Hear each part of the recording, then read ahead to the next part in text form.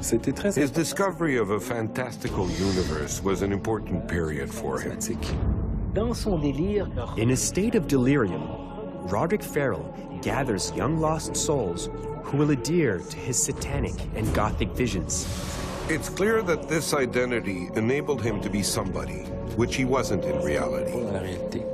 I thought it was also fascinating that in the apartment that Rod and Sandra occupied, Sandra had drawn a pentagram on the entire living room floor. They tried to perform some ritual magic. And there's no such thing as vampires, but they like to think there was.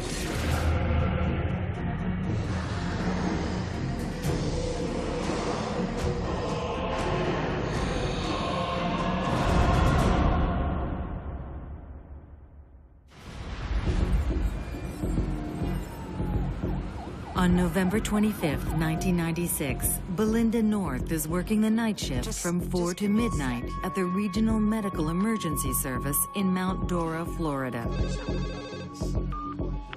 911, where is your emergency? At 10:31 p.m., she receives a call she'll never forget. My emergency is in Eustis, Florida. 24135 Green Tree Lane. I need 2 ambulances. My mother and father have just been killed. I just walked in the door. I don't know what happened. But they're dead. Okay, ma'am. What's your first name? My name is Jennifer. My last name is Wendorf. Okay, and what makes you think that they've been killed? There's blood everywhere. Okay, we're on the way. We also have law enforcement on the way also. Is anybody there with you? My sister's gone. I don't know where she is. She's gone. What do you mean? She lives there with your parents? She should be here. She's only 15 years old. And she's gone. Okay. What I want you to do, ma'am, is I want you to get out of the house and go and sit in your car, okay? If you don't know if anybody's still in the house, then you don't know if anybody's going to... I can't go in there. I can't.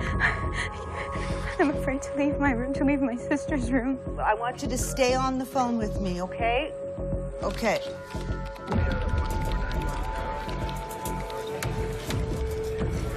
All right.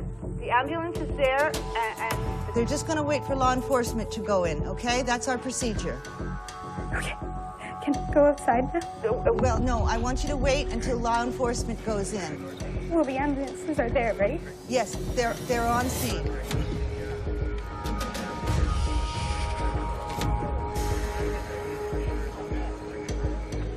Less than 9 minutes after receiving the emergency call, Lake County Sheriff's Office agents arrive at the Wendorf residence.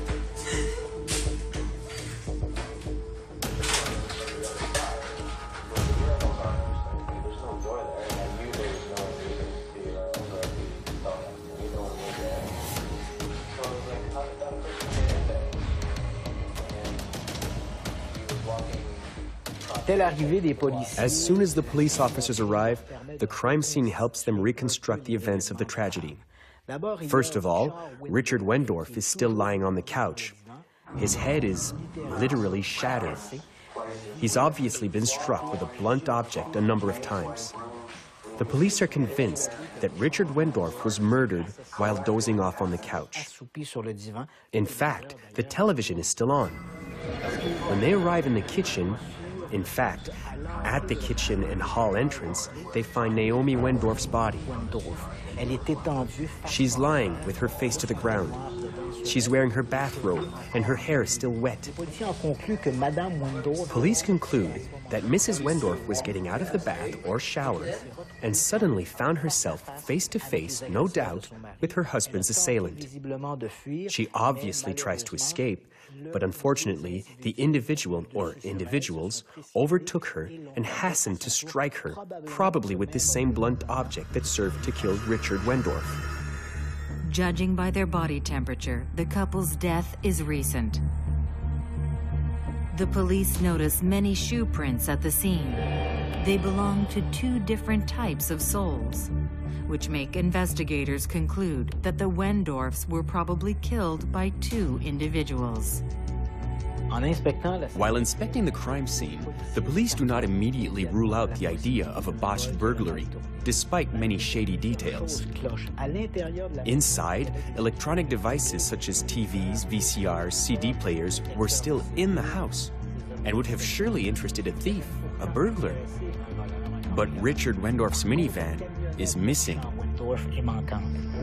While searching the property, Agent Jeffrey Taylor will discover more footprints. The pattern of the soles matches the prints found inside. For investigators, the location of the Wendorf house, a very isolated rural sector, rules out the hypothesis of a random burglary. The idea of the assailants breaking into the Wendorfs only to rob their minivan is highly unlikely. But the burglary theory is not immediately ruled out, although unlikely. The police then turn to family members, and still more disturbing, the youngest Wendorf daughter, Heather Wendorf, is missing. As experts comb through the Wendorf residence, investigators from the Lake County Sheriff's Office interrogate Heather's close friends, starting with her oldest sister, Jennifer. While interrogating Jennifer Wendorf, who called 911, they begin to ask her if there were any people in her sister's entourage, suspicious types, who could have anything against her parents and could have committed such a crime. In fact, Jennifer Wendorf will let the cat out of the bag, saying that her sister Heather Wendorf changed a lot over the past few months, particularly after meeting a strange fellow, an individual named Roderick Farrell. During their interrogations, the police will discover a troubled, marginal teenager with an extreme taste for the macabre. She was a bit of a rebel, and she favored dark clothes, and she tried to talk very mysteriously, and she was into a lot of ghostly activities. Liked the goth lifestyle. She was a very quiet person, but she had a lot of anger toward her parents, as many young teenagers do. Parents either restricting them, don't go here, I don't like that boy, take off the makeup, your skirt's too short, all that kind of stuff. She and her friends are part of a circle of teenagers fascinated by the supernatural and witchcraft. Their marginality became amplified after meeting Rod Farrell, a vampire fanatic. Rod Farrell was the product of a teenage pregnancy. His mother was only 17 when she gave birth to him. His father was he was also a teenager. Shortly after the marriage, Rod's father joined the military and abandoned them and filed for divorce through a local lawyer sometime later. They moved up to Murray, where her parents lived, and the parents helped take care of them. While at work, Sandra leaves Rod with her parents, Harold and Rosetta Gibson, ardent Pentecostals, who continually accuse her of being a bad mother. Don't forget tomorrow morning. She basically ran around in bars and ran the streets and hooked up with men, and pretty much was a terrible mother, ignoring her son. As Rod grew up, she pretty much let him do whatever he wanted to do. And in fact, if he didn't have an idea how he could get in some kind of devilment, she was capable of planting it in his mind there. Stuck between his flippant mother and his zealot grandparents, young Roderick has difficulty defining his identity. Obviously, when you have an unstable childhood and overly severe substitute parents, and at the same time a mother who's completely the opposite and doesn't really set herself any limits, it's clear the child will receive an extremely confusing message. On the one hand, the grandparents' rigidity in playing the parental role. On the other hand, a mother who allows herself anything. There's also a bit of hypocrisy in that he says that although his grandparents gave the appearance of being very religious and having strong principles, he had apparently been molested by his grandfather. He was taken off into the woods by his grandfather, and he watched rituals in the forest, and he was molested by these individuals. If, in fact, everything is true, for a child, it's a triumph of evil over good. It's a triumph of hypocrisy. So it isn't surprising that he's accumulated a lot of anger and frustration, and that he abdicates all confidence in reality to escape to some fantasy world that suits his needs much better. Satanic sect or not, young Rod's childhood is quite unusual. Around 8 or 9 years old, his father, who he sees rarely, initiates him to the role-playing game Dungeons and Dragons. A new universe opens up to Rod, a magic world filled with wonderful creatures. Also during this period, his mother Sandra, a fanatic of the occult, teaches him how to read tarot cards. Rod has more and more difficulty drawing the line between reality and the imaginary world. The period where he discovered this fantastical universe was very important. You can allow yourself to play these role-playing games to which adults seem to attach importance. And within these games, you can do anything. You can be anyone. You no longer have to live in reality, which seems very disappointing to him. So he seems to have been hooked on these games, where he became a character in the flesh. That's when it becomes satisfying, and he was taken with this parallel reality rather than his disappointing one, which isn't surprising for him. At the onset of adolescence, his behavior problems intensify. He indulges in self-mutilation. He exhibits obvious signs of depression and talks openly about suicide. You already see symptoms of borderline personality in Mr. Farrell's adolescence. People with feelings of emptiness, with a lot of anger, who self-mutilate to dissipate their frustrations. It's already all there at adolescence. Intoxicating substances, once again to dissipate his feeling of emptiness. Everything is ripe for developing an antisocial personality with important borderline characteristics. He drinks alcohol regularly and smokes cigarettes and marijuana, sometimes in the company of his mother. Roderick Farrell is an only child. But curiously enough, his mother, Sandra Gibson, preferred being his friend rather than Roderick Farrell's mother. Hence, she does not observe any parental authority. And in the end, she allows her son to sink into all kinds of fictional elements without exercising any parental authority whatsoever, which could have been Roderick Farrell's salvation. Rod Farrell went to school, but he was allowed to play fantasy games, Dungeons and Dragons, at a very young age. He had little supervision. While his mother was ignoring him, basically, her motherly duties, the grandparents, they were not allowed to discipline Rod. That was one of the rules that Sandra Gibson, Rod's mother, laid down when while she was living with her parents with her son. That's where he will meet Heather Wendorf, a teenager who is a little lost. The young woman is impressed by Rod. Rod was a new kid in school, which gave him some attraction. He says he's a vampire from centuries ago, named Visago.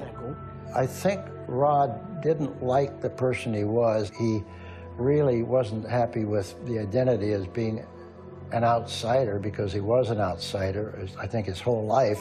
So he decided that he was a real vampire, and you had to take vampire names, and Visago attracted him, and he became Visago. A name taken from a horror film entitled Hideaway. But Heather is mostly seduced by his views. Rod Farrell seems to be light years away from other boys. He talks about the occult, esotericism, and prophecies. He wears an inverted crucifix around his neck, the universal satanic symbol. He has a smooth voice and seems sensitive to other people's vibrations. He says he's a fallen angel. In fact, he is a 500-year-old vampire. The notion that he could be a vampire is grandiose. It gives him importance. It gives him power. It gives him influence over people.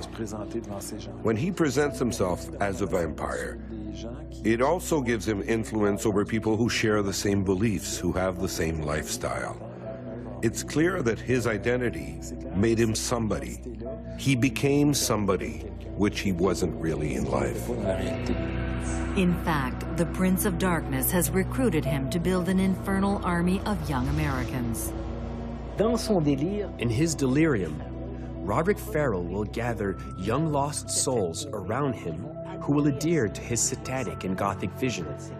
And Heather Wendorf is among those who have been charmed by the extraordinary stories of Roderick Farrell. In the spring of 1995, Rod is expelled from Eustis High School. Rod had some trouble in school, and there was an attempt to get him some help.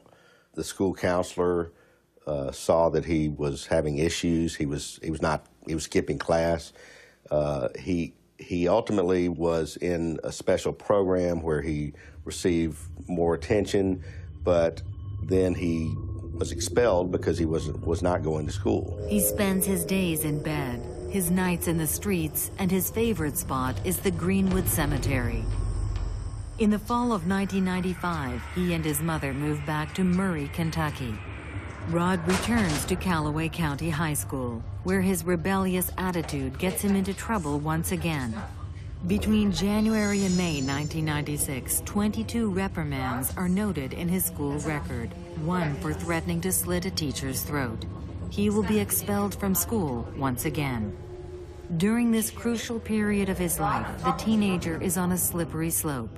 His devotion to vampire stories amplifies, as well as his role as Visago.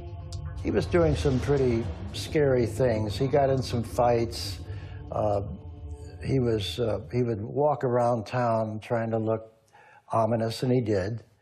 Rod Farrell was called the leader of a group of kids who, all they did basically was find some abandoned house. They called it Vampire Hotel. Young kids like to go out there because nobody bothers them. They go out there and they party. And this is where they would go have their supposed vampire rituals. It really comes across more as kids' games than anything else. There was no, I mean, there's no such thing as vampires, but they like to think there was. Stephen Murphy, a member of the vampire gang, becomes Rod's best friend. The young man is 3 years older than him, and they met at Callaway County High School. While Rod identifies himself as a vampire, Stephen is rather the satanic type. He initiates Rod to Vampire the Masquerade, a role-playing game similar to Dungeons & Dragons in which the characters conjure up a demonic universe. Stephen Murphy encourages Rod Farrell's vampiric delusions. Well, in Kentucky, Rod had been with a group where they were playing this game called Vampire the Masquerade, and it was a role-playing game. And eventually, quite a few kids they actually started believing, or were about half believing, that they were the characters they played in the Masquerade game. As if intensifying Rod's vampiric behavior wasn't enough, his mother Sandra also contributes to the nourishment of his delusions. His mother seemed to have faith in his vampiric beliefs, so it became very easy for Mr. Farrell to slip into this universe by saying, "My mother, who lives a disorderly life, believes in it. She dedicates herself to it. So if she believes it, I will too. And I'll be the most important character in the story." I thought it was also fascinating that in the apartment that Rod and Sandra occupied, Sandra had drawn a pentagram on the entire living room floor. So she was actively involved in encouraging and facilitating resources to Rod for his acumen, his dress, his lifestyle, his attitude. And so there was a sense of encouragement there by Mom. Over at Rod's house one time, the two boys got in a fist fight, and Rod lost. So the other boy left with most of the kids. But since he is a born manipulator, Rod quickly finds new followers.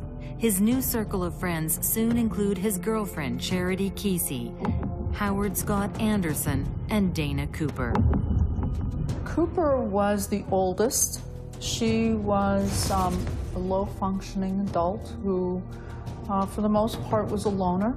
and didn't really have too many friends. And so when she got to know Chelsea and the others, they kind of bonded.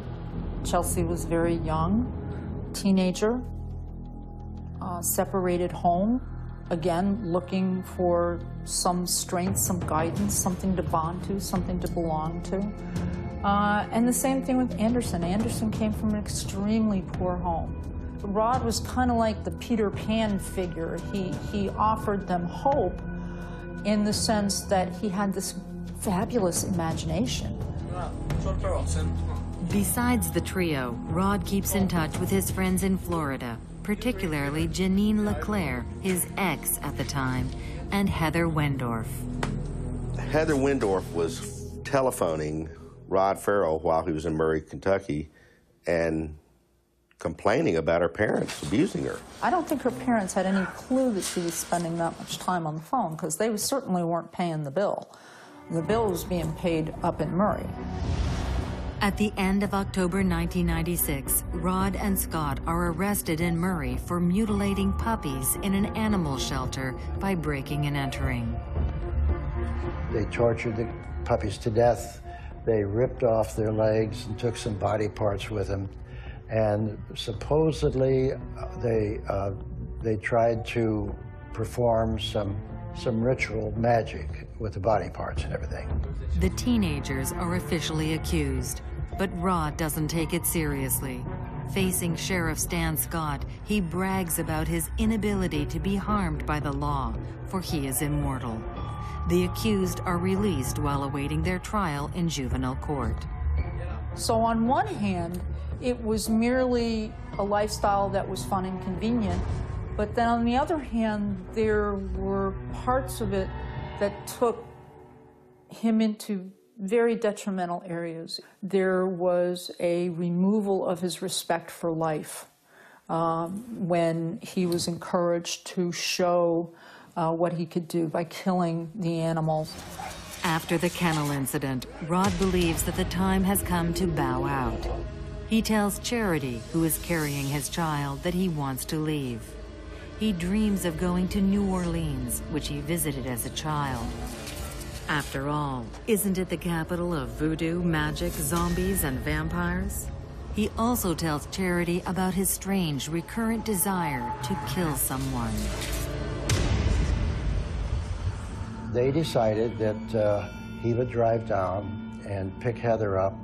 He'd have his friends with him, and she was to have some other kids with her, and they would all drive to New Orleans so they could be real vampires. And as everybody knew at that time, Anne Rice's interview with the vampire had blown the cover here for New Orleans, and everybody knew it was a nest of vampires there. On Friday, November 22nd, 1996, Rod Farrell, along with Howard Scott Anderson, Charity Kesey, and Dana Cooper, leave Kentucky and head for Florida. Over the months preceding going down to Eustis from Murray, there had been a number of lengthy phone calls with Heather, between Heather Wendorf and Rod Farrell. She wanted her parents dead. She was angry at her parents. I hate my parents, I hate my dad, I hate my mother. That's all Rod heard. That's what brought him back to Eustis, because she needed his help. They had driven down to Florida in a car that Scott's parents gave him for his 16th birthday.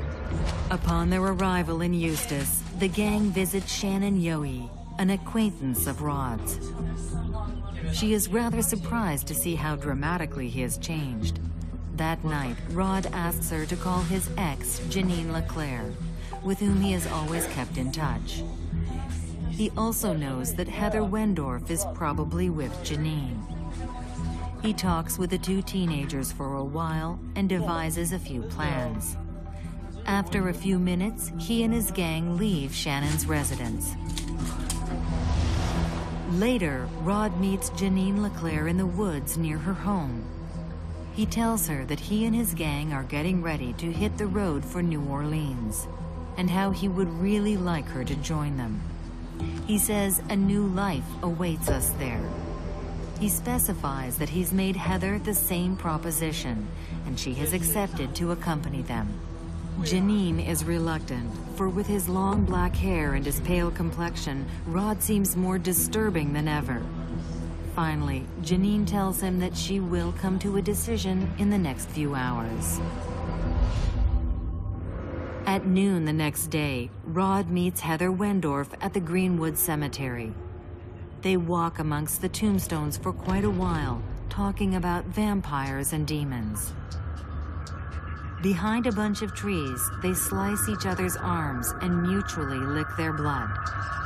Rod explains that the ritual is a type of communion. To become immortal, Heather will need to learn magical incantations. Rod tells her that their blood kiss has already placed her in the Netherworld's antechamber, where he rules as master. During their conversation, Heather reiterates her desire to run away to New Orleans. Rod replies, "We are leaving tonight." At the end of the afternoon on November 25th, Rod returns to Shannon's, who is alone at home. Rod tells her that they have a flat tire, and their old Buick is in bad condition, and that he needs to make a phone call. He calls Heather Wendorf and finalizes the last details of their getaway. After hanging up, he turns to Shannon and tells her they will steal Heather's parents' minivan, and in order to do so, he will have to murder the Wendorf couple. The young woman is horrified. She tries to dissuade him from executing his plan. Rod tells her that he has no other choice. He then leaves the house. Around 7 p.m. that night, Heather Wendorf sneaks out through her bedroom window and leaves the family home to join her friends who are parked a little further. Rod tells her to get in the car and that he and Howard will meet them later at Janine LeClaire's house. The two teenagers cross the huge yard heading for the Wendorf residence. Visago enters the house with Howard Scott Anderson hot on his heels. And they entered through the unlocked garage. But in the garage, they grabbed a crowbar, and then they went into the house. They tiptoe across the corridor. The teenagers can hear voices coming from the next room. Mr. Wendorf was asleep on the couch in front of a blaring television. Without making a sound, the intruders go to the kitchen. From there, they can hear a familiar hissing sound. Someone, Mrs. Wendorf no doubt, is having a shower. While Howard sneaks toward the room at the end of the hall in order to cut the telephone cable, Rod calmly takes a soda. Then, the teenagers return to the living room, where Richard Wendorf is still sound asleep in front of the TV. Rod deals him many violent blows to the head with the crowbar. The 49-year-old man will never know what hit him.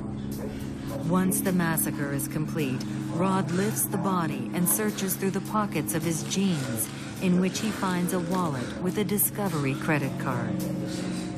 They were trying to find the keys to the Explorer that they were going to steal, the vehicle, and any valuables, and they hoped to get out of the house before Mr. Wendorf's wife got out of the shower.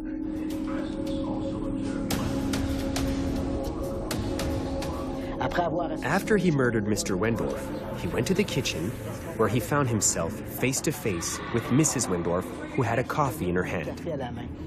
In order to escape the assailants, she threw the coffee on Robert Farrell, and he reacted furiously. That's when he attacked Mrs. Wendorf and struck her with the crowbar. I don't know that he really was thinking anything. I think he was just reacting. It was just rage. It was total, brutal rage. Once their violence is satiated, the teens search the house for money, jewelry, but mostly the keys to Richard Wendorf's truck. After having killed her parents, Rod and Howard steal the Wendorf family car in order to join the rest of the gang. Meanwhile, Janine Leclerc, who is waiting for the gang in front of her house, changes her mind. She decides against joining Rod on the trip. She returns into the house, where she is intercepted by her mother, Suzanne, who questions her about her plans.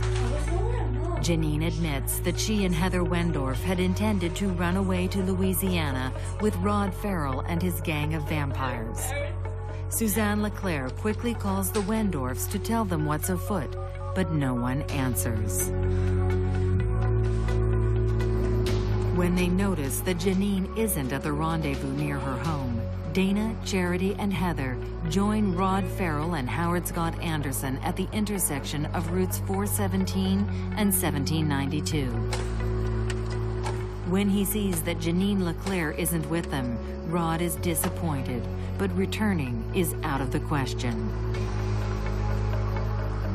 While Howard is busy switching the license plates between the Buick and the Explorer, Rod tells Heather that he and Scott murdered her parents. She is in a state of shock.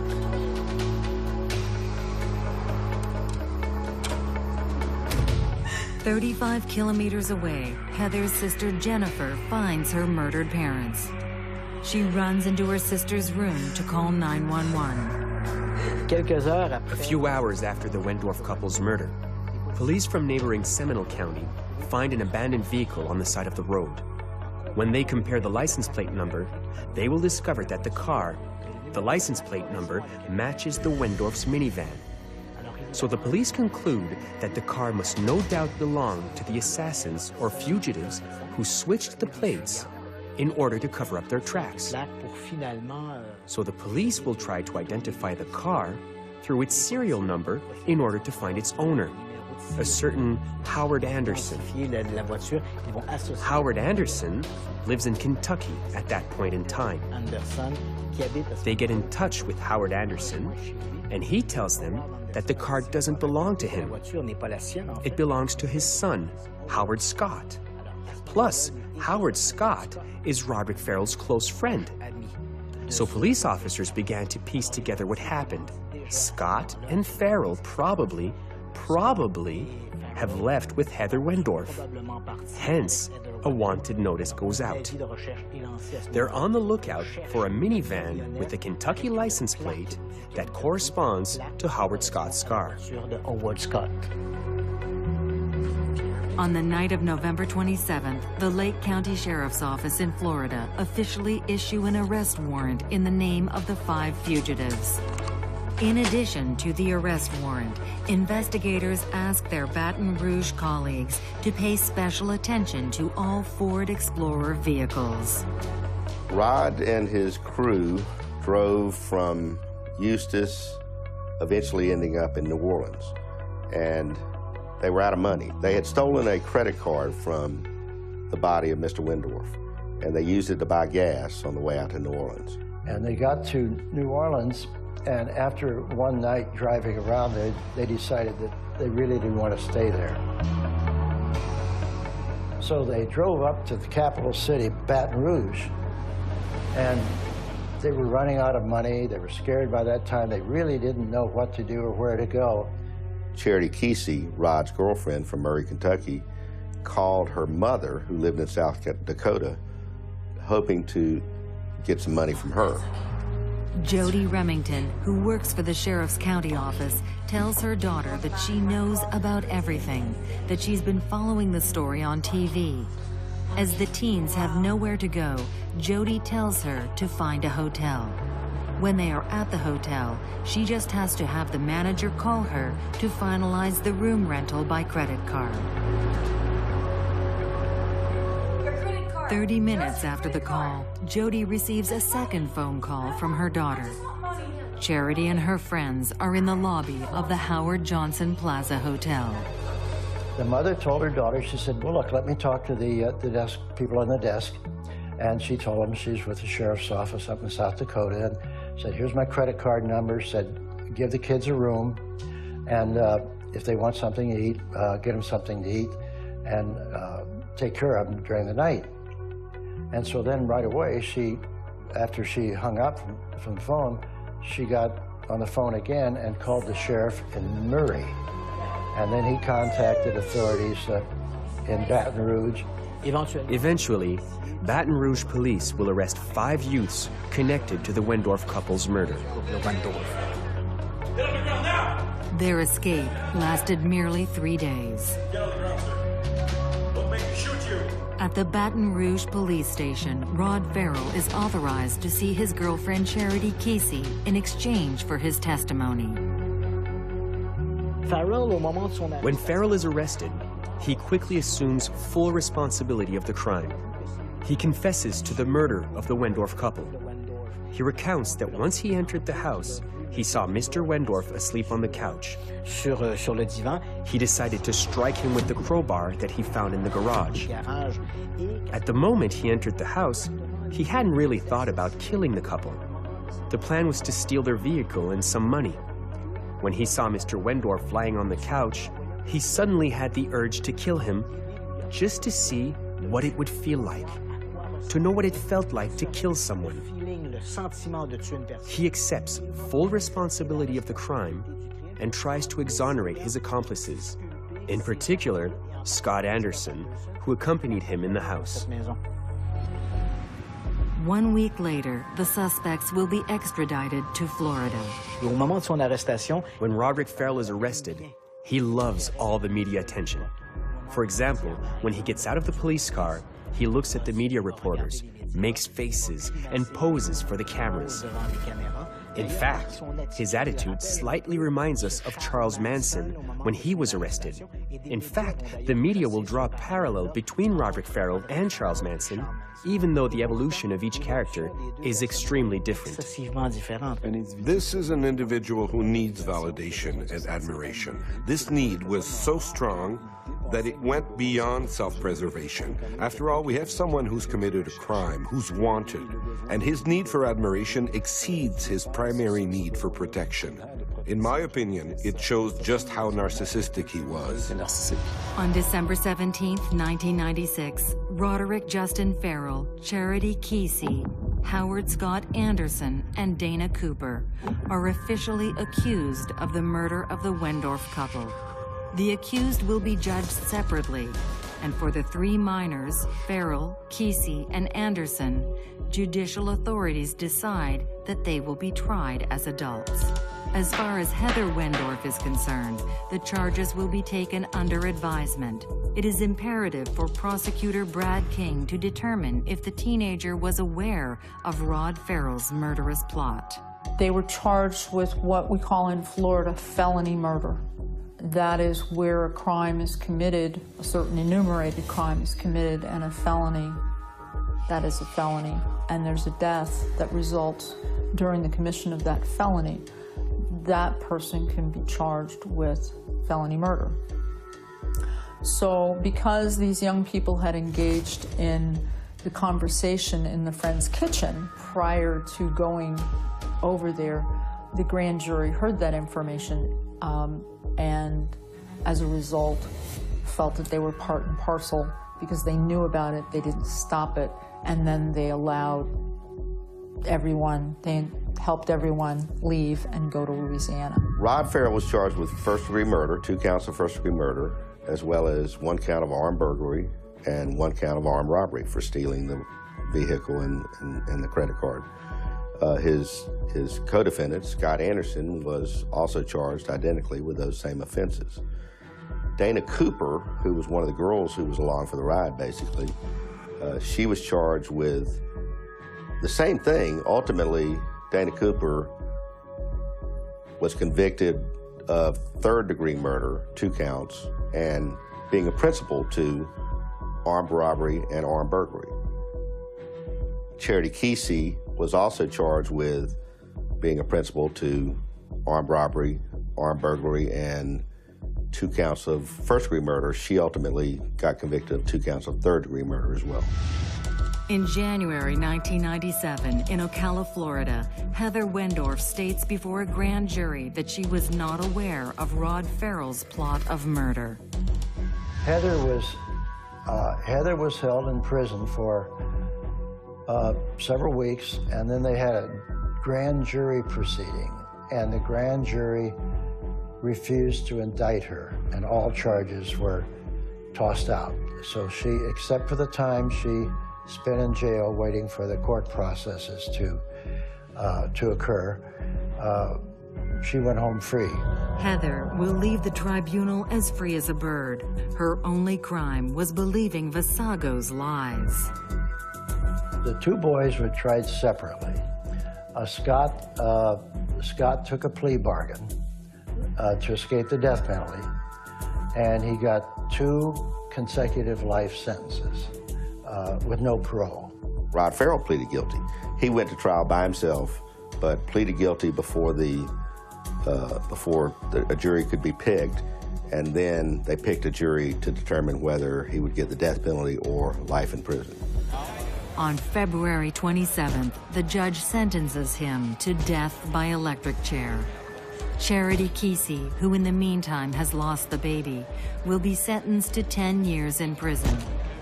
The fact that she was only 15 during the events explains the jury's sympathy and her light sentence. She was released in March 2006.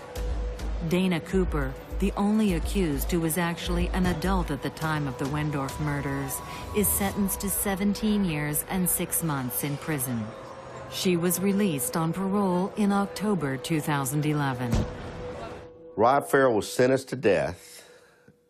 He received life. He got 2 death sentences. He received life imprisonment on the armed burglary and the armed robbery. On appeal, I was able to get his death sentence reduced to life.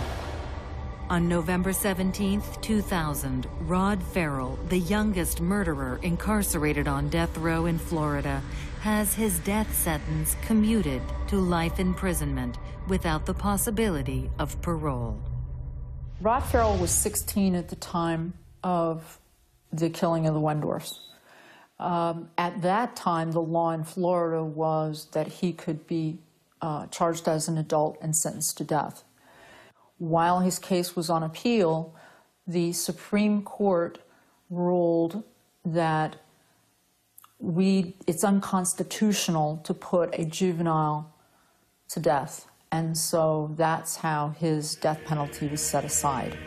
In 2002, the Kentucky Vampires case is brought to life on television in a docudrama entitled The Vampire Clan.